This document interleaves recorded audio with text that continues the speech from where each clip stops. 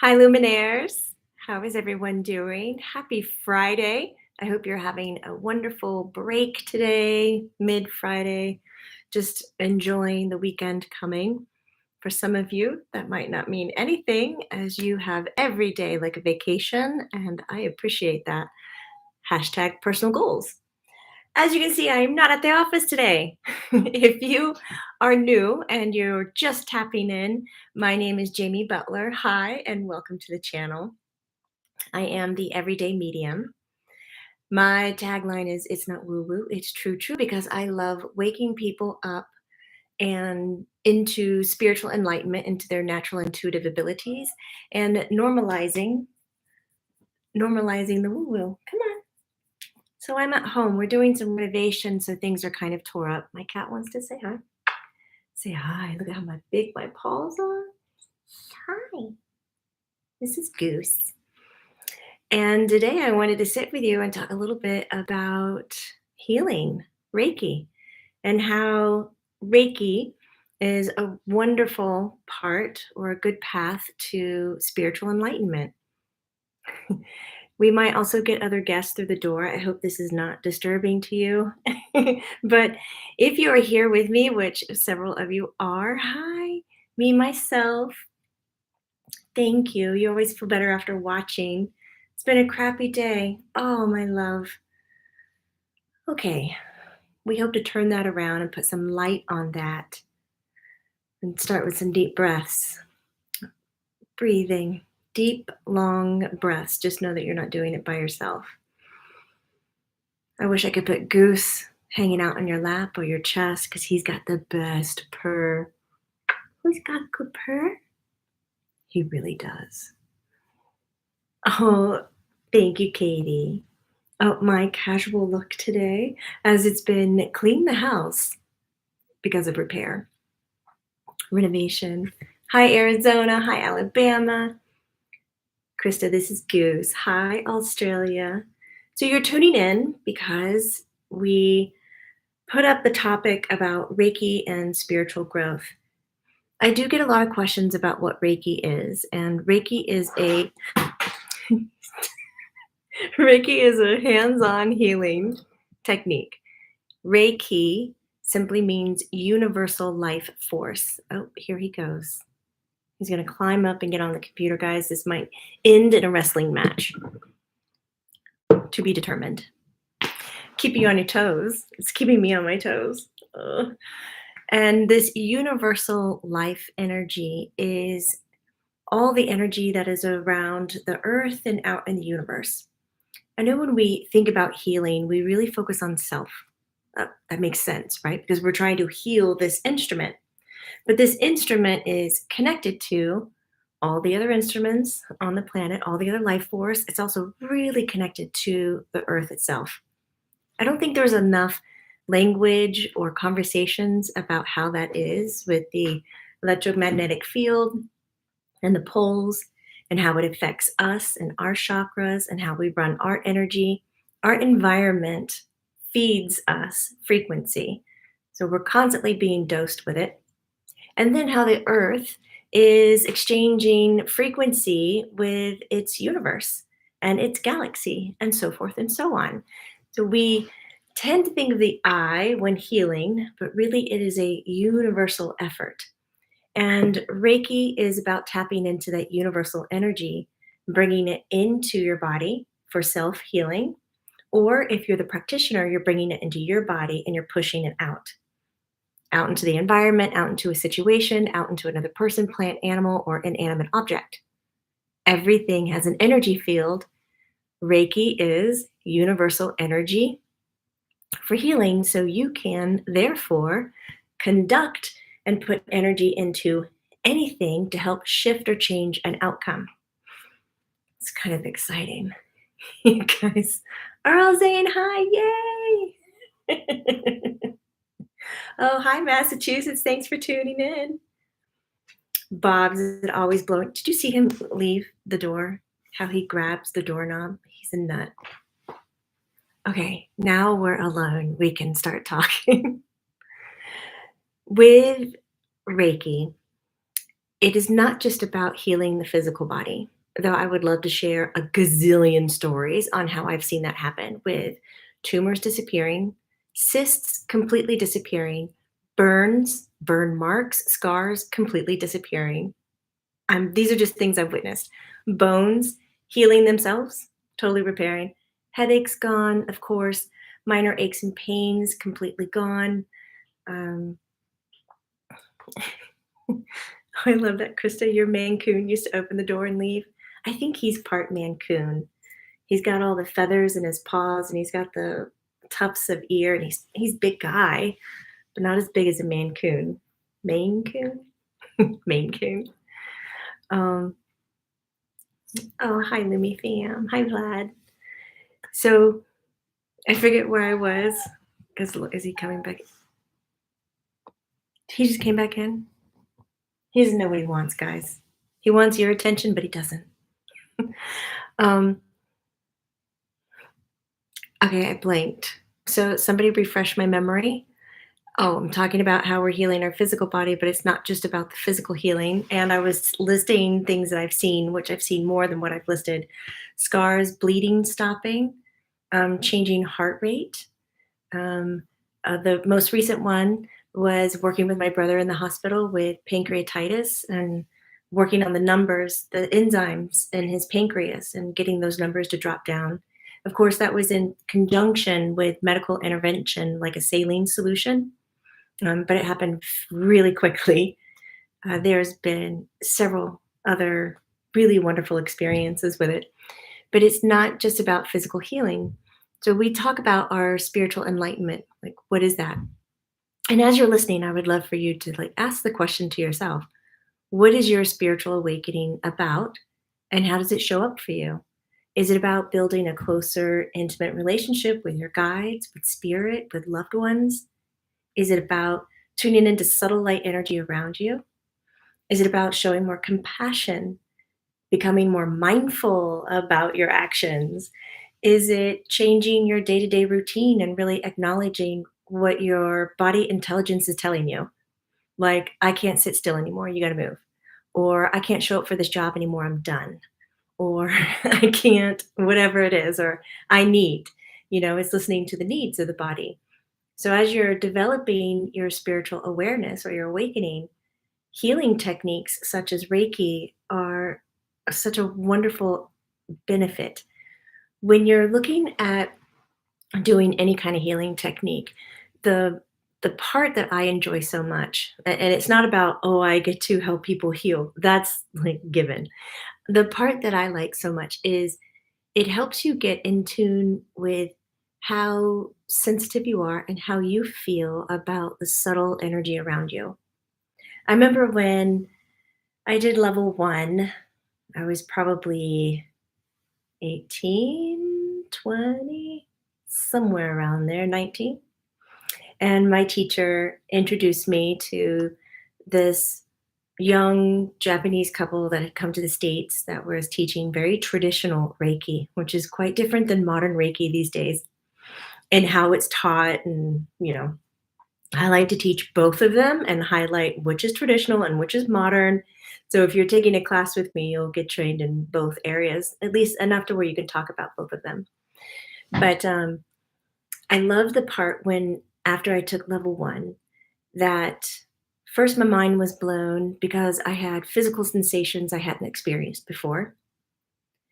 And those were sensations, they're hard to explain, isn't it? When you think about energy, expansiveness. I had this new ability to connect to my physical body that I hadn't had before. But when I left that training, I didn't have the habits that I came in with. And I was an avid chocolate eater. Every time I went to the grocery store, that meant that I could get a piece of chocolate and I would buy a Kit Kat or whatever it was. And all of a sudden, I didn't like the taste of it. It was waxy. Like, I really didn't like the taste of it. I liked having the TV on all the time. I lived by myself, so it felt like I had people around me, and I would fall asleep to the TV. All of a sudden, I couldn't stand to hear it. It was too much. It just came in on me, so I turned off the TV, anything with voices. And I sat in silence. And these were things that were quite surprising because they were something that I relied on, something that kind of helped me maintain my day to day life. My food changed, how I ate changed, how I slept changed. I needed less sleep than what I was getting. And then I decided, well, I'm going to do level two. There are three levels to Reiki. The first level focuses on the physical body. The second level, here's where we talk about the spiritual growth and enlightenment. Oh, thank you, Vlad, for saying that. And hi, Darlene. The second Reiki level is all about the mental body and emotion body.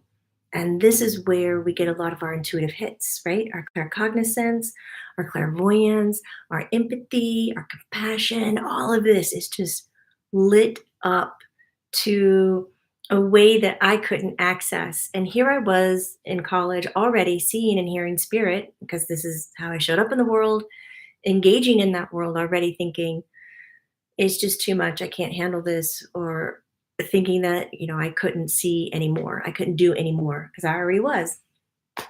And level two completely shifted that for me. It actually gave me more boundaries. It gave me the awareness of knowing what was mine energetically and what belonged to somebody else. I always do the hands. Mine, yours. Not acting, acting. If you watch SNL, you know what that means, and that's probably funny to you because it's funny to me. um, so, level two is all about the mental and the emotional body. It helped me set boundaries when I was communicating to spirit or when I was communicating to subtle light energy, just the information around us kind of in the air. I didn't feel like it consumed me. I felt more in control and more aware of what was happening rather than swept up in it. Nakia, is the class one class or multiple classes? I like to teach them in one day, one class. And then we have 10 days after the first class, we touch in for an hour and we do a Q&A. We decompress and make sure that you're understanding everything that's happening. In the one class, it is recorded, so you can go back and watch it multiple times. I love giving handouts. I like it when you have something in your hands. I like to be engaged with you during class, so I want to hear from you. It's not a sit still, be still, listen. There is homework you do for 21 days. That's a very traditional aspect. Modern Reiki is like, take one level, next day take the next level, third level on level 3. It took me 4 years to get my mastership. And I mean, that is kind of the average for back then, but it took a lot of effort to study and to show up and to show others what I comprehended, what I could do, what I could understand before I was given my mastership. So I teach a blended. I want you to do your 21 days of homework. After level 1, that teaches you about physical healing, you do physical healing on self. And then 21 days later, you can take level 2. And level 2 is about energy. It's the mental, emotional, and distance healing, reminding you that you don't have to be in the same room to send healing light to someone. And then you're doing 21 days remote work. And then after that, you can take the master class, which I just said, what somebody was like, I'm so excited about the mastership class. Where was that? Who's yapping? Collective of healers. I look forward to the Reiki Masterclass coming in March. Yay! Me too. I teach it once a year. I like to keep my classes small. I don't blow them up really big. I want to see your face. I want to talk to you. I want to make sure that you get it. And that's in general for most of my classes. I've been in these big ones where they just, you know, I don't know, have 100 people in the class and there's just one person talking and you're supposed to get all the information. And then after 2 hours, you leave and it's done. And then I feel so alone and by myself and I don't understand. So I don't want to offer that kind of interaction with subtle light energy. It's hard enough to get engaged with it, and then you get information thrown at you and then the door closes. No. So I want to be there with you. Kim says, Hi, Miss Jamie. Quick question. Are you missing a twin personality by chance? Because I swear you and I could be best friends, BFFs, if we were on the same physical playground. Really? I don't know if I'm missing anything. I feel pretty whole, but I know I've got a big old spiritual family here on earth right now. So we are meant to do some very big work in waking people up. We're coming out of 3D into 5D. A healing journey like this can be extremely helpful. But I'd love to hear more about that, Kim. Pretty cool. Nakia says if we can make the first class, if we can't make the first class, should we still purchase to watch later or wait until we can participate live? I have had some students who are good self learners purchase the class, take it on their own, and then show up for the Q&A that's 10 days later. That's a 1 hour. So then you can talk to me. We can, go over questions. I can talk about your attunement. We'll hang there for a second, but and then you're doing the 21 days. But I want confirmation that you've taken the class, that you've watched it, and then I will give you the attunement. So I will wait for your speed. So if you need to purchase it and watch it later, you still come to the Q&A, but I won't give the attunement until after you've watched the content. The attunements.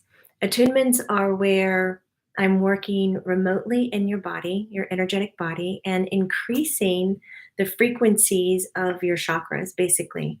I'm taking that neutral line that's in the body. We have 3 different types of energy.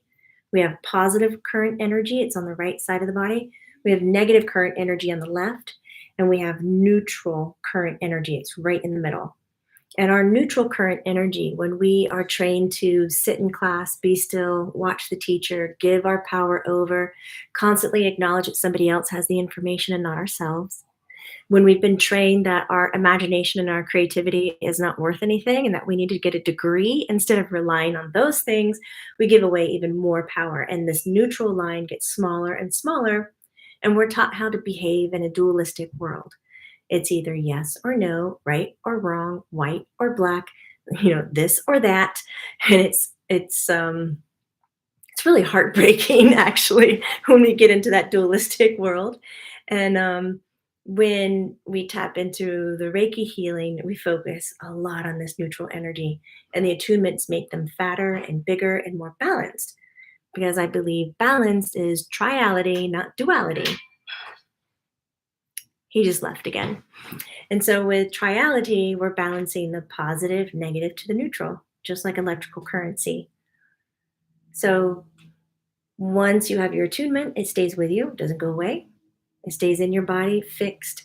And I know for some of us, that's kind of hard to think about because we're taught that you can make a change on something, but over time it'll wear off. Like we can paint a house and change the color of the house, but over time it dulls and we have to paint it again to make it look good. Reiki is not like that. There is energy healing that is not like that at all. It won't dampen the attunement, time, your belief system, nothing. You have it for a lifetime. And it's great because then you get that balance in life and you come out a little bit more level headed and a lot more grounded. You have access to these things. I want to give a huge shout out to Vlad and B, guys. Jamie, we love you and all you're doing. Thank you so much for the financial energy that you're sending my way. Thank you, thank you, thank you. It's very kind. Louise, I'm happy to see you too. Denise, I've taken Reiki before, but I have back issues. Can I still perform on others if I can't bend over them to do the hand positions? Because it causes back pain. Absolutely. Absolutely. So, hand placements. If you've taken Reiki before, or maybe you haven't, I will just share with you what Denise is talking about is there are specific hand places that are taught to you that go from the top of your head down to your feet that cover the major organs, the chakra systems, and the meridians in the body. They're very cleverly designed, but they weren't designed back when Reiki came into existence again, because it's a very old healing technique. Those hand placements didn't exist when Dr. Yusui um, tapped in from his deep meditation and reconnected with Reiki energy. They came forward, the hand placements came forward with Takata, who was a Japanese Hawaiian woman. And it was a lovely way of showing us that if we have a process, mostly for Americans, Americans are very aligned, kind of, sorry, country, but maybe some of the least intuitive because it's not really built in our culture like that. We are taught to kind of be soldiers and be workers and rally and do what somebody says to do. We're not really free thinkers in that way, even though, that's what our country is about being free. So, um, is that bad to say? Am I going to get punished for this? Um, I get so in tune with you guys typing and I forget what I'm talking about. This is twice now. This is what I get excited about. So these hand placements, they are not traditional, they're actually modern. But when they're taught, they're kind of taught like this is how it was always done, but it wasn't. When Reiki was very popular in Japan before World War II, they were done more in group sessions. There would be maybe 4 practitioners, and they would all just put their hands on the body. So you don't need the hand placements, Denise. You can just stay at a person's head. In fact, I think this is my opinion, just highlighting that when you're doing Reiki on someone, and let's say they have a lot of stress, they're mentally like just overwhelmed or just way physically tired, I would stay at the head. Just get a chair, put it at the shoulders if you're in person with them. And I would stay in the head holds and the shoulder. And then I would go down and I would finish at the feet. I wouldn't even stop in the midsection. You don't even need the hand placements. Reiki's intelligent. It's going to move directly where it needs to go on the person, which is great. Then you don't have to know all that information. But when I was taught, I didn't necessarily see it like that. So I thought Reiki, how the energy moved through my body as a conduit, was linked to my breath. So every time I breathed in, I imagined the Reiki coming from, because I'm in the northern hemisphere, it comes from the North Pole, a northerly direction, into the top of my head, into my heart, out my hands. And it only came out my hands when I breathed out. So my whole sessions were these deep breathing.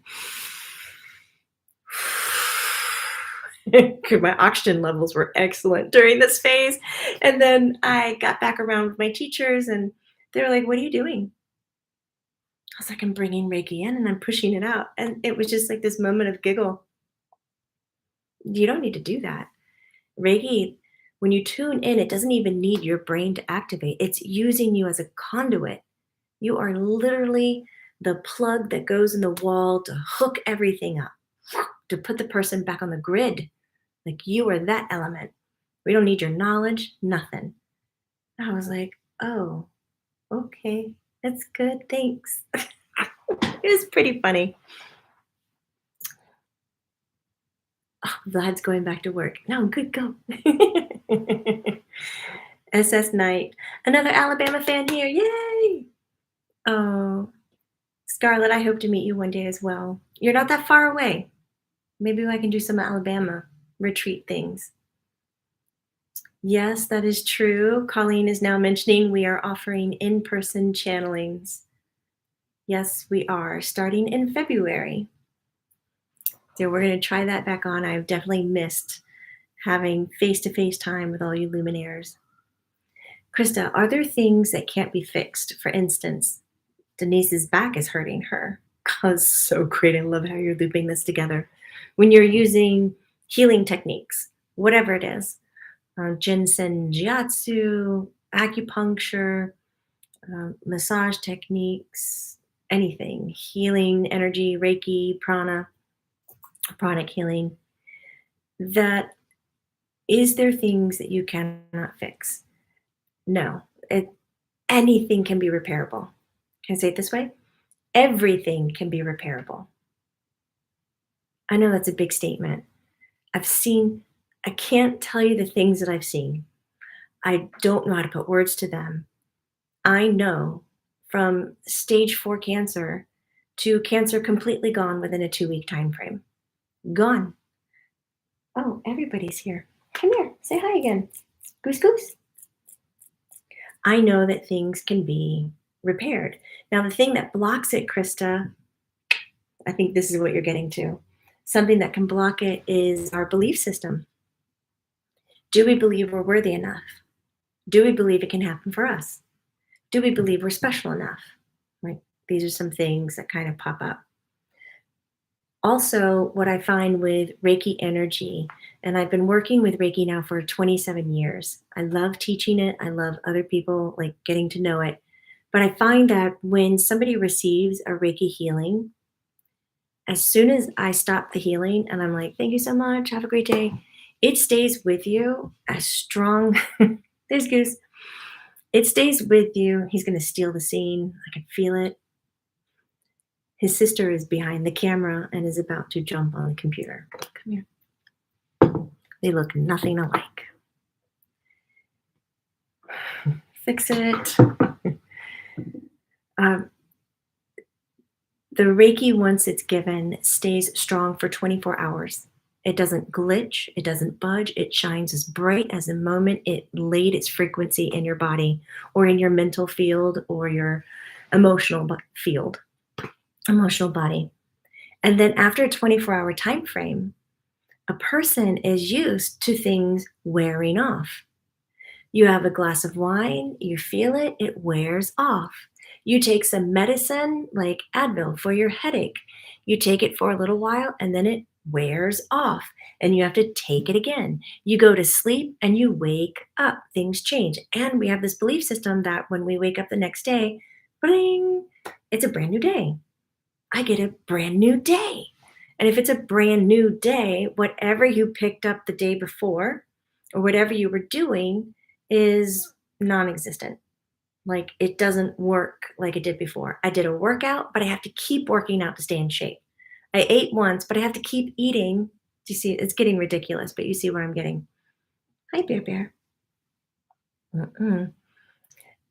So you have to keep eating to stay alive. So with this kind of belief system that if we just get something once, we have to keep repeating it to maintain it, we're maintenance programmed people. Keep investing, and it will grow and stay stable. But as soon as I stop doing that, or I don't think about it, or I only get one treatment, it ain't going to be enough. So we have to work on our belief systems, Krista, in a nutshell. And I know that was a long conversation, but it's a good one to have. If our belief system stops us, or our belief systems get in the way, just so you can see who came into the door. Now the ferrets are coming. Hey, Bobby. Come here. Can you come say hi? Just say hi to everybody. There's Lemon. God, he's so sweet. So sweet. We're talking about healing. Lemon likes her Reiki. Goose does not like Reiki. The cat in the back. I get onto him. He likes his pets, but as soon as I start Reiki, he looks at me and he's like, and he walks away. But Lime will curl up into a little ball and just soaks it up. Okay, you go. Have fun.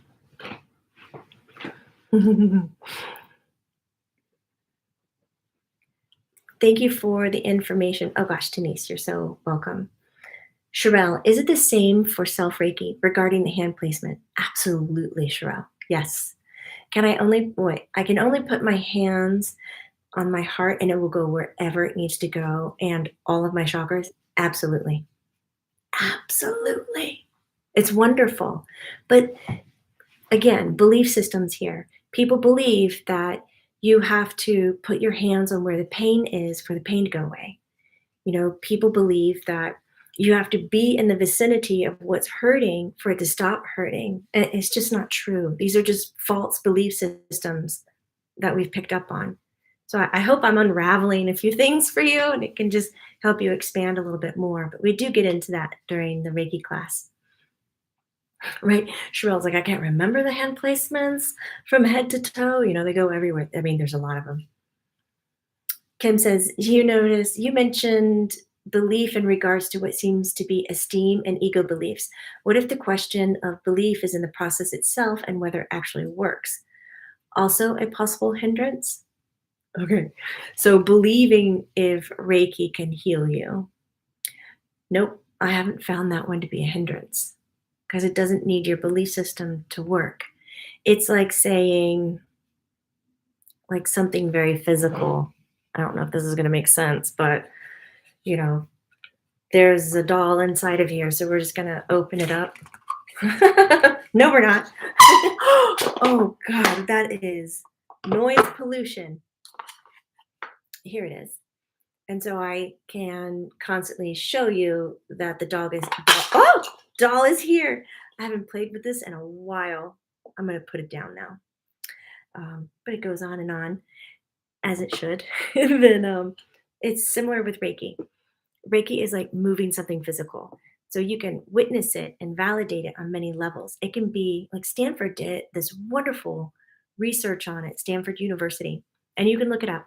And it talks about how they recorded and filmed that when you're in the northern hemisphere, universal energy comes from the North Pole, comes into the head, remember, because it's about our electromagnetic field around the earth, comes into the head. They found it balls up in the heart and it comes out the hands, secondary chakras, hands. It also comes out the feet. When you're in the southern hemisphere, it comes from the southern pole. They can measure the direction of the energy, and it also spins in a counterclockwise motion, very similar to our DNA strands. So we can validate that it exists and that it's there. You don't need to believe in it for it to enter into your body and for it to change the vibrational frequency in the body for you to heal.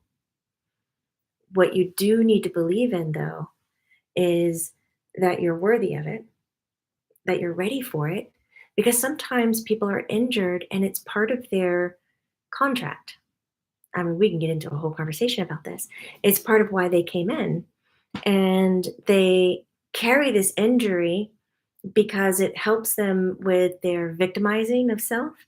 It makes sure that they stay low or unable to achieve something because that's part of the contract. Contracts can be seen, completed, rewired, restructured. It's the whole free will experience. So, if you find yourself in a position of feeling like you are trying your best to heal and nothing is healing, spirits. This is why I like going to the office, guys. It's just a little bit more quiet, a little bit less action happening. Um, but if you believe that you can't heal, that you've tried a bunch of things and you're still hurt and you're still maybe in pain or you're still suffering, then it's time to look at, why are you in love with the pain and the suffering? Why are you in relationship with it? What is it giving you? Acknowledge what it's giving you and then check in with, do I need that still? Have I learned to develop different muscles in my personality that I no longer need this as a support, a tool, or maybe a crutch to be able to achieve XYZ? So there's a little bit of that in there too.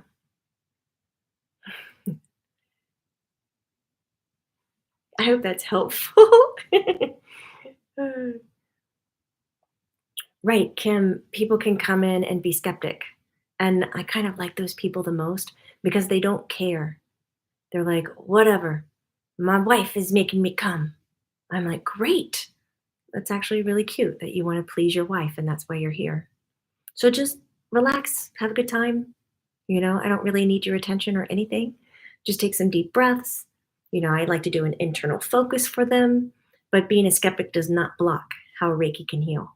I had one woman, I've shared this story with you guys before, but this one woman came to, I had my office in my home at this time. So this is a while ago, and like 20 years ago. She got here, she was using a cane. She could barely walk on her left knee. And she was very disgruntled about it. She was an older woman, probably in her late 60s, early 70s, maybe. And she comes in and she's like, my damn knee, it's swollen, it hurts. I've been to doctors, they've x-rayed it, they put fluid in it, they have drained fluid out of it, and it keeps swelling up and it's painful. And they said I'm gonna have to get a knee replacement, and I'm not gonna do that. And I don't know what this is, but I heard about this and I'm here. And I was like, great. I helped her onto the table, I set her cane aside, started at her head with Reiki, asked for permission, moved down the body, got to the knee. Is he going to open the door again? No, he's licking his privates, guys. So I got down to the knee and I started doing Reiki on the knee, very heavy. And it was so hot and all the energy, there he goes. All the energy was just clustered and it thick. So the Reiki broke it up, moved out the congestion, and I stayed there until I felt it kind of go cool. And for those of you who aren't very tactile, when you're in energy healing, you can also rely on what your mental body is doing. So the moment your mental body is like, whatever, I'm so bored, I can't be here anymore, I got to move, that's when it's done. And so you can move on to the next thing. And I have this woman, she's telling me all this is crazy and, but whatever, she's already spent so much money on everything else, why not try this? And she was really wound up. We finished the session. She sat up on the table and she was like, well, I don't know if anything worked, but I definitely feel better. Like she just feels lighter, probably because she got a lot off her chest. And I was very happy that she was talking throughout the whole time, even though she was skeptic. She got off the table. She walked to the front door. I quietly grabbed her cane and put it behind like my back, and I'm walking with her. And we get outside, and I was like, um, "Would you like to use your cane?" And she goes, it just kind of took her back. She was like, "What?" She reached out and she grabbed it and she was like, "Well, I guess I better." And I said, "Well, how's it feeling?" She goes, I guess it's okay. I'm walking on it." I said, "All right, keep walking on it, and I'd like to see you next week. We'll do some more work on it." So those skeptics are just love them. Love you if you're out there and you're like, "This is BS." I love you. I want you to stay you. I'm not trying to convince you or to change you. That is not my job. That is your job and your journey. But I so love that you're curious enough to just take a peek too. Krista, you're welcome. Was Goose looking at the orbs? He's now inside again. He's staring out our new doors. This is all like our house is getting tore up a little bit. Um, Yeah, SS Knight was like, "Oh my god, that's me. I'm wondering if the contract is hindering my healing needs." Well, if it is, look at your contract. And that, to look at your contract is basically to go deep inside. Look at you in here. And you can do this on a solo journey. You can do it with a talk therapist, a psychologist. I just wouldn't get lost in looking, really get straight to the core of things. Like, what are your needs? What are your needs and are they getting met? And if they're not getting met, let's make a game plan and get your needs met. This is not selfish, it's self first. It's very, very different. And this can help change that contract. Great story. I'm glad. Can we use what we learned to work on animals? I would love to help them, asked Krista. You can, and I would show you, but the animal that's next to me does not like my Reiki. They're pretty funny. I also, in level 1, which I'm teaching this Saturday, it's 10 to 2 Eastern Standard Time, so that's 4 lovely hours. You get to hear me gab on and give you a bunch of info. And I give out the organ placements of cats and dogs and talk about how to treat your cats and dogs, because that can also be part of your 21-day adventure in healing. There's about to be a wrestling match between a brother and a sister cat. Yes. And for even wildlife animals as well. So there was one time we have our neighbor on the other side. She's older. She doesn't really come out of her house. In fact, we call her Bird Lady. It's out of love because she has so much knowledge about birds, and she had a few parakeets and things of that nature. So whenever I found an injured bird, like I would go to her and I'm like, "You're the bird lady. Can you tell me what to do?" But she had a little nest of squirrels, and the mama laid her little nest on the window, and we got to see them from our house to her house and watch them grow. And if you know anything about squirrels, they always come back to the same nesting area to have their babies. So we just watch them grow. There was one little boy squirrel who loved to just kind of come to our window and just look. He was very curious. I talked to him. He wouldn't really move.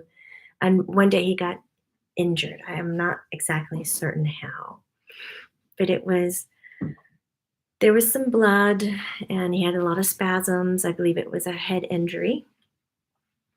My cat picked him up and brought him to me and didn't damage him, dropped him at the front door and knocked on the front door. This is a different cat.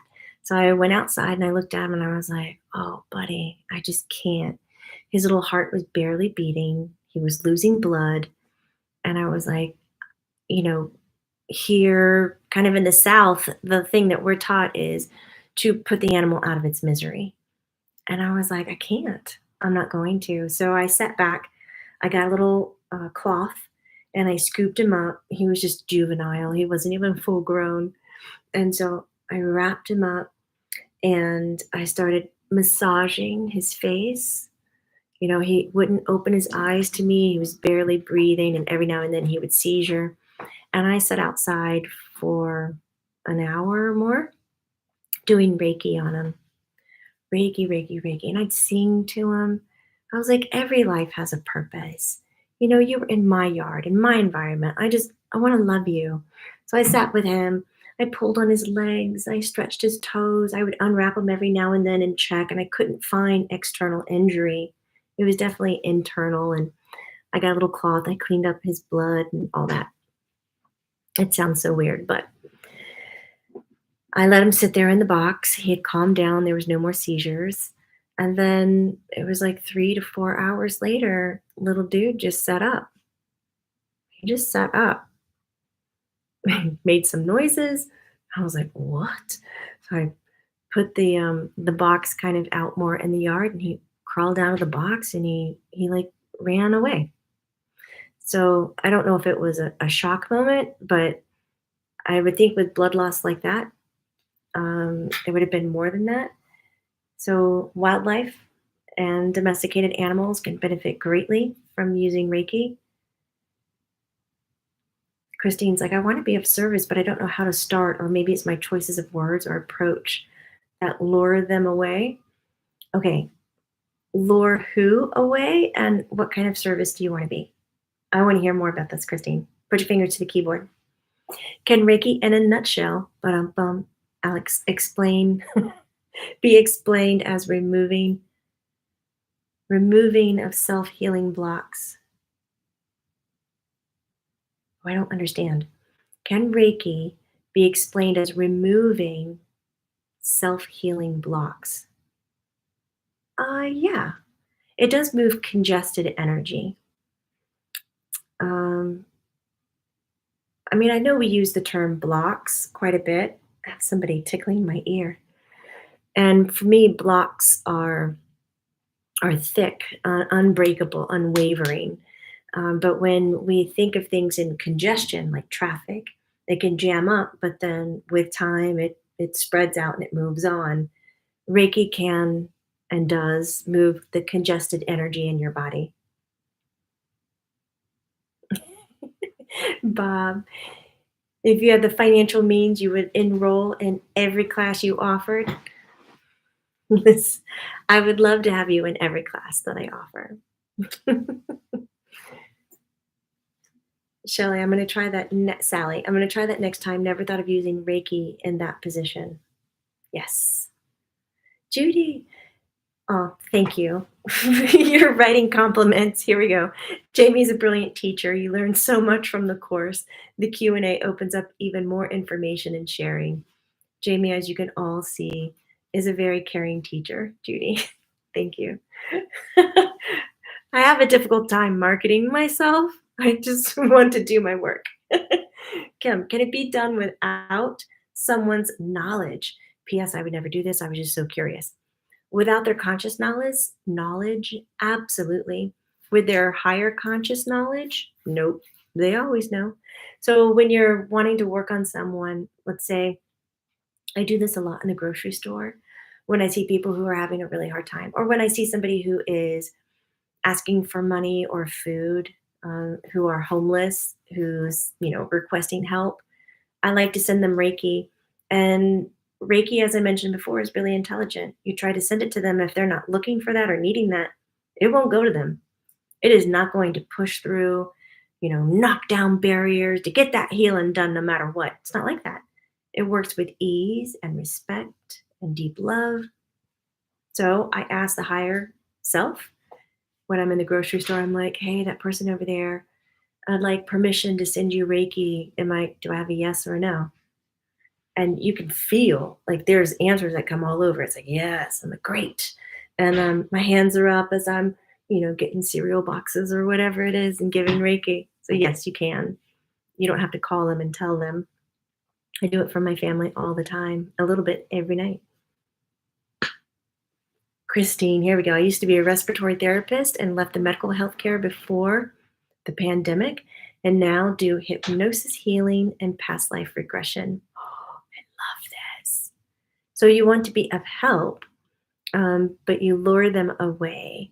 So if this is about marketing or about verbal approach, even energetic approach, come from this nonviolent communication, which is, what do you need? What are you feeling and what do you need? And it's all about resolution. Let's see if we can resolve that. So if you're looking at marketing yourself, and this is for everyone, and you don't know exactly how to do that, which is, I hear it, I'm talking to myself as well. You market to what need are you fulfilling and see if that helps. D says, I've done Reiki 1 and 2, but never used it. Can it be a benefit for me to do over? It can, because like you said, every teacher is different and interested in Reiki Master certification. Absolutely. If you want a refresher, yes. And if you haven't been attuned by me, I will attune you again, even though it's not required. It's just me wanting to see if it was done traditionally or was it done in a modern way. I'm a little bit of a perfectionist in a sense. So, for those of you who are just tuning in or you've been here talking about Reiki and the healing process as well as spiritual growth that comes from it, I am teaching Reiki this Saturday. That's, can't remember what the day it is. Oh, goodness. But it's from 10 a.m. It's the 21st, from 10 to 2 p.m. Eastern Standard Time over on the Learn It Live platform. Will this class be offered again? I might offer it up in the fall, but it just depends how many people show interest to it. So we'll probably advertise. Did your wandering kitty ever come back? No, my Umizoomi, he did not ever come back. I miss him still. Colleen, I did get it. It's the 21st. Ah, Shay, you're interested. Would love to God. I keep small classes. I do that on purpose so that I can see you and talk to you in class. So if you're showing up on Saturday for some Reiki healing, be prepared to have your camera on and access to a microphone, because I like to talk things out if you're having a difficult time with it, or if you just want to share your aha moment and your story, like bring it. It's fun. How does this work through if what we think is for the betterment of their well-being, but they would disagree? Also, does this work on mentality of others, like narcissists? Yes, it does. And it doesn't matter what you think. So if you are in the placement of that, excuse me for being bold, but if you are under the false pretense that you indeed are the healer and what you know is best for the other person, I mean, come on, it is what our culture teaches us.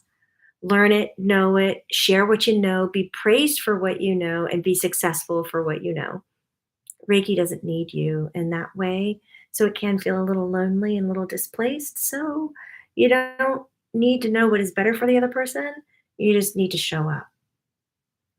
I tell people to think about what they're going to do, what their grocery shopping list is, or saying, my go to is row, row, row your boat. So if I'm in a healing session, I will sing row, row, row your boat. Not all the time, but if it's like, I know I need to be here, my hands are still glued, I'm still fixed in, I can like feel all of it moving through me, and I don't need to go anywhere, and I just don't want to be rambling in my head, I'll just sing. One of my other favorite things that I like to do, because I'm a trained massage therapist, is I like to talk to the body parts. It helps me remember which bones are what and what muscles are what. And I'm like, hey there, tibia, nice to have you. Hey, greater trochanter, you're doing a great job moving and bending and holding up that hip structure. It's so silly, but it doesn't need you to know. So you can set that one aside. It's fun. Hey, Connie. How are you? I appreciate you so much and for teaching me in my journey. You're so welcome. You have helped me more than I can ever express. Oh, God. I wish I could hug you. Like, oh, I'm just squeezing you so hard. Thank you for sharing that. Yeah. Shay, I love singing. Music helps immensely, doesn't it? Can anyone learn Reiki? Yes, in fact, my 15-year-old daughter is going to be attending this Saturday's class with her boyfriend. I'm so pumped. Anyone can learn. Any age. Well, I would say anyone. Probably for kids, like I'll attune kids so that they have that natural trained energy. But knowledge and working, there's a gap. There's a great way of teaching them from toddler to about 8. And then around 8, 9, they kind of turn off and they go through a puberty phase, and then they kind of come back online after puberty. It's kind of funny to say it that way. And that's just a blanket statement. That doesn't, cover each person, but blanket statement. So, yes. Basically, it's all about intentions. Yeah. I mean, Reiki has its intentions. That's like the foundation for manifesting and the law of attraction. Yes. Oh, I love answering the questions. Please ask. So basically, Julian says it doesn't interfere with their contract. Just send such bright light of love, right? Right. Yes. Send loving thoughts. Send distant hugs. Send just good. That's a judgment statement. Send compassionate thoughts, supportive thoughts. Thoughts are made of energy. But then that healing is coming from you. You're generating it and giving it. With Reiki, it doesn't come from you at all. You're the conduit. You're the straw, but you're not the source of where the drink is coming from, and you're not the source of where the drink is going to. You're just the straw. It's fun being the straw. Thank you, Kim. Well, I hope this has helped you guys. I can't really thank you so much for staying.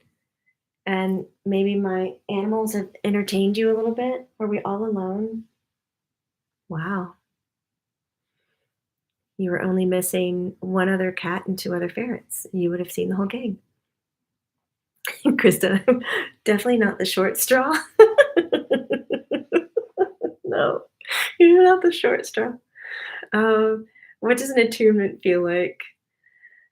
Um, Attunements, they feel different for each person, but it is a deep healing meditative state. And we're working intensely on the larger currents of energy in the body to clean them out and to broaden them so that you can hold a bulk amount of energy in the straw without having a side effect. So when you're doing your Reiki, you can pull in large amounts of energy and send it out without feeling dizzy, lightheaded, weak, tired. Nothing like that happens. So I would love to see you all this Saturday. Well, not all, because I know it's not for everybody. But it would just be wonderful if you're interested on it or in it. Then definitely give yourself the gift of it. Also, I want to, while I have you, I am getting a lot of fake Instagram accounts coming up in my name. I just want you to know I only have one Instagram account and that I will never private message you. I won't DM you. I wait for your energy to come to me first. It's very respectful. I'm not going to reach out to you and tell you what you need to do or tell you that I have something special or for you. I won't reach out. Um, it is a boundary of mine. So if you're getting those kinds of texts or DMs, just know that's coming from a source that is not me. That's even like a little sad. I got to say that, but there, it's out there. And I have just launched TikTok. So if you want to have some fun, I hope to get a little bit more silly over there.